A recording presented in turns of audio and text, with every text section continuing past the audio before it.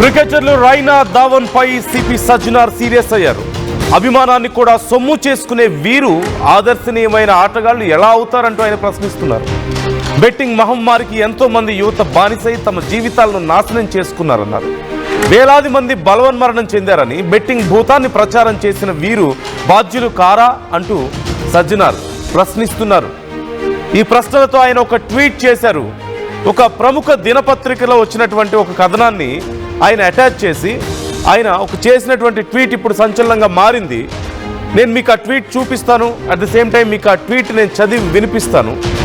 Please try to play it on screen. ఆ ట్వీట్ని ఒకసారి నేను మీకు చదివి వినిపిస్తున్నాను. సజ్జనార్ చేసినటువంటి ట్వీట్ ఎలా ఉందో.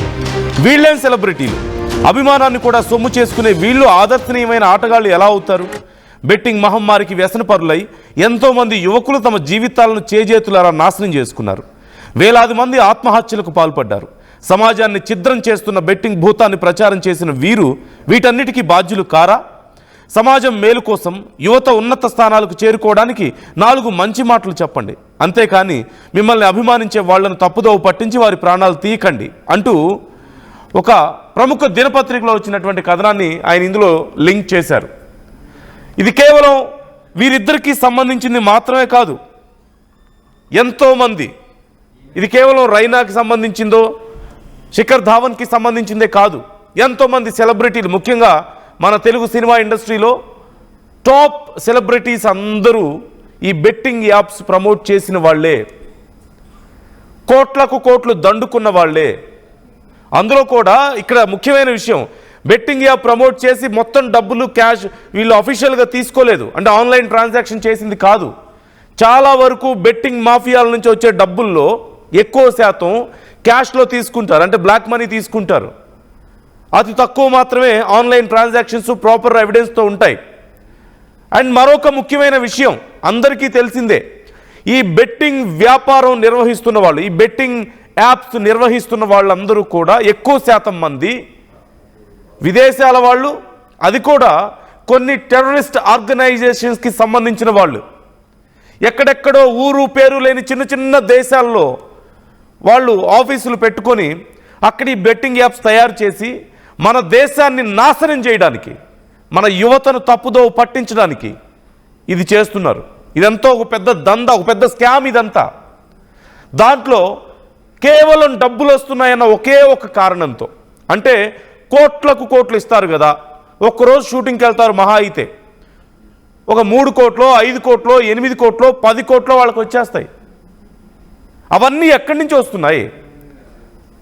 వాళ్ళు కేవలం ఒక బెట్టింగ్ యాప్ ప్రమోట్ చేస్తే అన్ని డబ్బులు ఎక్కడి నుంచి వస్తున్నాయి? ఆ డబ్బులన్నీ కూడా మధ్యతరగతి, దిగువ మధ్యతరగతి, మన భారతదేశంలో కూలీ నాలి చేసుకునే వాళ్ళు అప్పులు చేసి ఇంట్లో వస్తువులు తాకట్లు పెట్టి తెలిసి తెలియక ఆ టైంలో మరిన్ని డబ్బులు వస్తాయన్న ఆశతో, పేదరికం పోతుందన్నటువంటి ఒక అత్యాశతో కొడితే ఒక్కసారిగా లక్ వస్తుంది కదా, ఎక్కువ డబ్బులు వచ్చేస్తాయి కదా అన్నటువంటి ఆశ, దాంతో చివరికి డబ్బులు పెట్టి పోగొట్టుకొని ఇంట్లో ఆస్తులు అమ్ముకొని, ఉన్న కొద్దిపాటి ఆస్తులను అమ్ముకొని, కొంతమంది ఇంట్లో చెప్పుకోలేక, లేదంటే ఆస్తులు అమ్మిన అప్పులు తీరక చివరికి ప్రాణాలు తీసుకున్న వాళ్ళు ఎంతోమంది. అలా రోడ్డున పడ్డ కుటుంబాలు ఎన్నో ఉన్నాయి. వీళ్ళ రక్తం అదంతా కూడా. మన సెలబ్రిటీలు బెట్టింగ్ యాప్స్ ప్రమోట్ చేసి తీసుకుంటున్న డబ్బులన్నీ కూడా మన దేశ యువత ప్రాణాల మీద సంపాదించిందే, వాళ్ళ రక్తాన్ని పిండుకొని సంపాదించిన డబ్బులు అవన్నీ కూడా. రియలైజ్ అవ్వండి ఇప్పటికైనా. సజ్జనార్ చేసిన క్వశ్చన్ కరెక్టే, ఆయన అడిగిన ప్రశ్న కరెక్టే. వీళ్ళ ప్రాణాలను పణంగా పెట్టి వీళ్ళ రక్తాన్ని పిండుకొని వాళ్ళు సంపాదించుకున్న రక్తపు డబ్బు సంపాదించే వాళ్ళు నిజంగా సెలబ్రిటీలు ఎందుకు అవుతారు? వాళ్ళ ఆదర్శం ఎందుకు అవుతారు? ఎప్పటికైనా అర్థం చేసుకోండి. గుడ్డిగా వాళ్ళు ఏదో చెప్తున్నారు కదా, మనకి నచ్చిన క్రికెటర్ చెప్తున్నాడు, నచ్చిన స్టార్ చెప్తున్నాడు అని చెప్పేసి చివరికి జీవితాలను రోడ్డును పాలు చేసుకోవద్దు, మీ కుటుంబాలను రోడ్డును పడేయొద్దు, మీ ప్రాణాల మీదకు తెచ్చుకోవద్దు,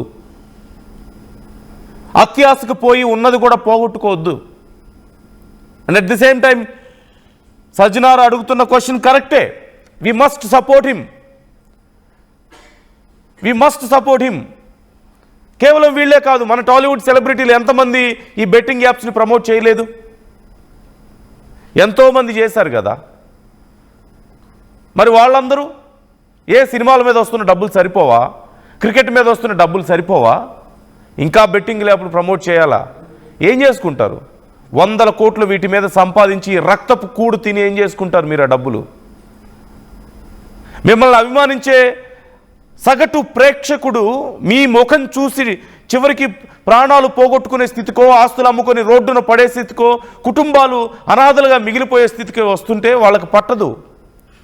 they will buy new car, luxury cars, they will buy new flats, plots, buildings ఏవో కొనుక్కుంటారు. లేదంటే ఆ డబ్బులతో హ్యాపీగా విదేశాలకు వెళ్తారు, జల్సాలు చేసి వస్తారు. They will enjoy the time. దేశ విదేశాలన్నీ తిరుగుతారు. So try to understand at least now. Sajjanar is right. We must support him, we must understand him. ఇప్పటికైనా కళ్ళు తెరవాలి. Pawan is joining with me. మా కొలీగ్ జాయిన్ అవుతున్నారు పవన్తో ఒకసారి మాట్లాడదాం. పవన్, సజ్జనార్ ఈ క్వశ్చన్ వేశారు అంటే something is going to happen. ఈ ఒక యాక్షన్ ఏదో ఉండబోతోంది అనేదే కదా. ఆయన ఏదైనా ఒక స్టేట్మెంట్ చేసినా, ఆయన ఏదైనా ఒక యాక్షన్ గురించి మాట్లాడినా ఖచ్చితంగా ఏదో ఒకటి బ్యాక్గ్రౌండ్లో ప్లాన్ ఉండబోతుంది. ఇప్పటికే బెట్టింగ్ యాప్స్కి సంబంధించి విచారణ జరిగింది. చాలామంది సెలబ్రిటీలు వెళ్ళొచ్చారు, మాట్లాడారు.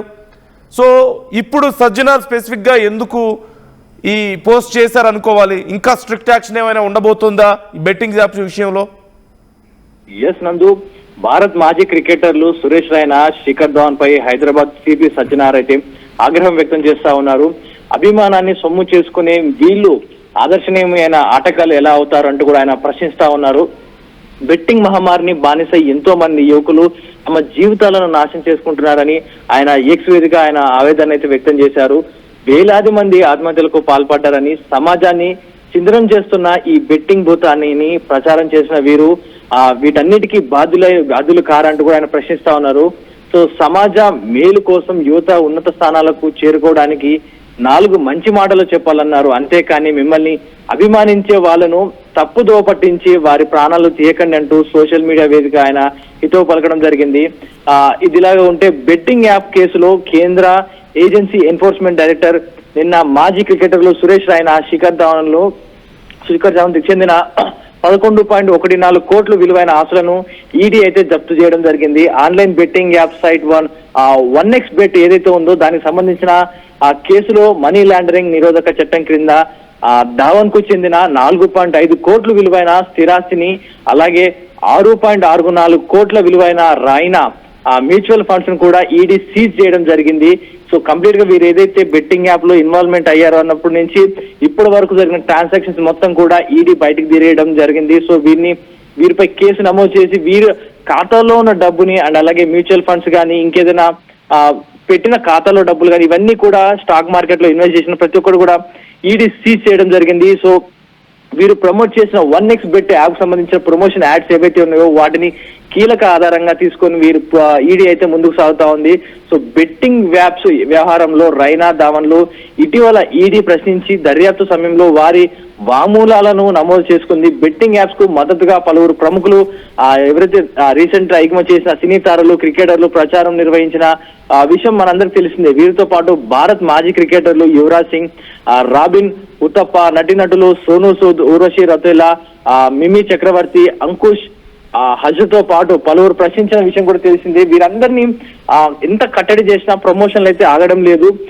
ప్రజల నుంచి వస్తున్న ప్రశ్న మాత్రం మరొక ప్రశ్న తలెత్తుంది నందు. ఏదంటే వీరు ప్రమోషన్ చేస్తా ఉన్నారు కానీ ఆ 1x బెట్ కానీ మిగతా బెట్టింగ్ యాప్స్ ఏవైతే ఉన్నాయో వాటిపై కేంద్రం ఎందుకని ఇంకా చర్యలు తీసుకోవడం లేదు? ఏకంగా ఆ బెట్టింగ్ యాప్స్ ని కంప్లీట్ గా సీజ్ చేయొచ్చు కదా అంటూ కూడా యువత ప్రశ్నిస్తా ఉంది, పలువురు ప్రశ్నిస్తా ఉన్నారు. కానీ బెట్టింగ్ యాప్స్ మీద ఏదైతే యాక్షన్ తీసుకోకుండా ప్రమోట్ చేసిన వాళ్ళపైన యాక్షన్ తీసుకుంటా ఉన్నారు. దాన్ని ఒకసారి ఈ స్టేట్ లో లీగల్ గా ఉంది, ఈ స్టేట్ లో లీగల్ గా ఉంది కాబట్టి మేము ప్రమోట్ చేస్తున్నాం అంటూ కూడా ఎవరైతే యాక్ట్ చేసిన నటీనటులు కానీ క్రికెటర్లు కానీ ఎవరైతే ఉన్నారో వారు ఈజీగా కేసు నుంచి తప్పించుకుంటా ఉన్నారు. ఒక దేశంలోనే కొన్ని రాష్ట్రంలో ఈ బెట్స్ కి ఆమోదం తెలుపుతా ఉన్నారు, మరో కొన్ని రాష్ట్రాల్లో దీన్ని బ్యాన్ చేయడం జరిగింది. సో ఏదైతే ఫ్రీగా లీగల్ అయిన స్టేట్ ఏదైతే ఉందో ఆ స్టేట్ లోకి వీళ్ళు వెళ్ళి ఆ స్టేట్ లోనే యాడ్ షూట్ చేసుకొని కంప్లీట్ గా ఆ స్టేట్ లో టెలికాస్ట్ చేస్తూ కంప్లీట్ గా సోషల్ మీడియా వైడ్ గా దీని అయితే స్ప్రెడ్ చేస్తా ఉన్నారు.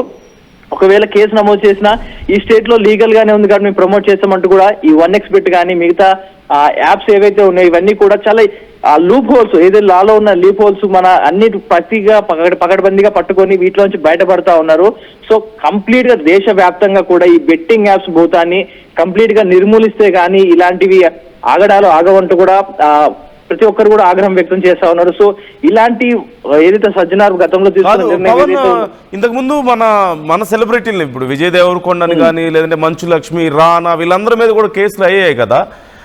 ఆ కేసులు ఈ మధ్య కాలంలో మనం ఏం అప్డేట్ చూడడం లేదు. అప్పుడు కొంత హడావడి జరిగింది కానీ డిపార్ట్మెంట్స్ నుంచి. సో ఈ విషయంలో ఏదైనా అప్డేట్ ఉందా, మనకేమన్నా డీటెయిల్స్ ఉన్నాయా? అక్కడితో ఆగిపోయినట్లేనా, లేదంటే ఏదో అప్పుడు మీడియాలో హైలైట్ అయింది కాబట్టి జనంలో హైలైట్ అయింది కాబట్టి ఆ హడావడేనా, నిజంగా ఏదైనా ఒక ప్రాపర్ చర్యలు తీసుకునే అవకాశం ఉందా అసలు ఆ విషయంలో?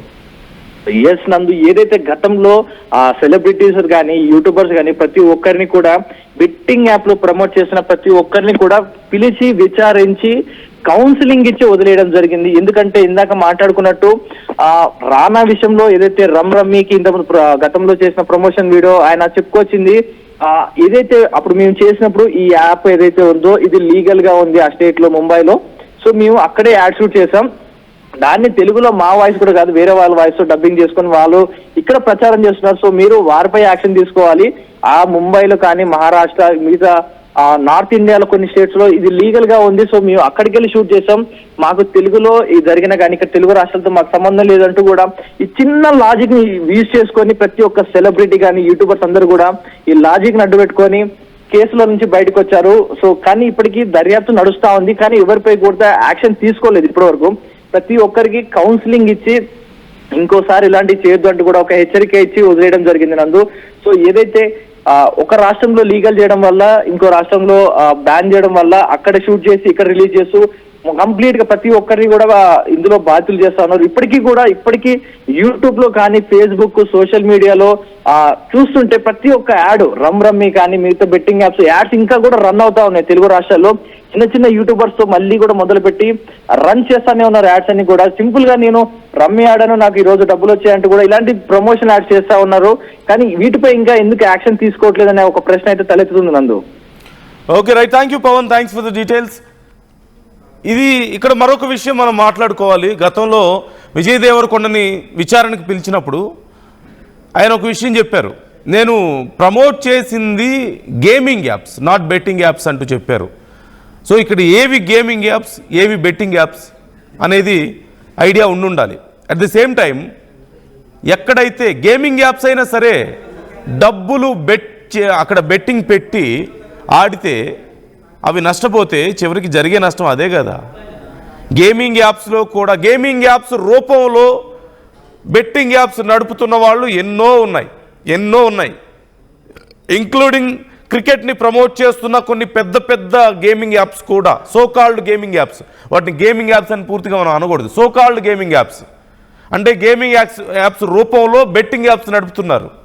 ఇక రమ్మీని ప్రమోట్ చేస్తున్న వాళ్ళు, లేదంటే మీకు సోషల్ మీడియాలో కొంతమంది కనపడతారు ఏమని, ఇదిగో నేను జస్ట్ ఇది యాప్ డౌన్లోడ్ చేసుకున్నాను, ఈ కలర్ని ఆ కలర్లో పోసేస్తే డబ్బులు వచ్చేస్తాయి, లేదంటే అక్కడ ఏదో ఒక 2-3 ఫోటోలు వస్తాయి, వాటిని ఐడెంటిఫై చేస్తే డబ్బులు వస్తాయి. ఇట్లా మీరు గేమ్ ఆడుకుంటూ సరదాగా ఎంజాయ్ చేస్తూ డబ్బులు సంపాదించవచ్చు అని కొంతమంది.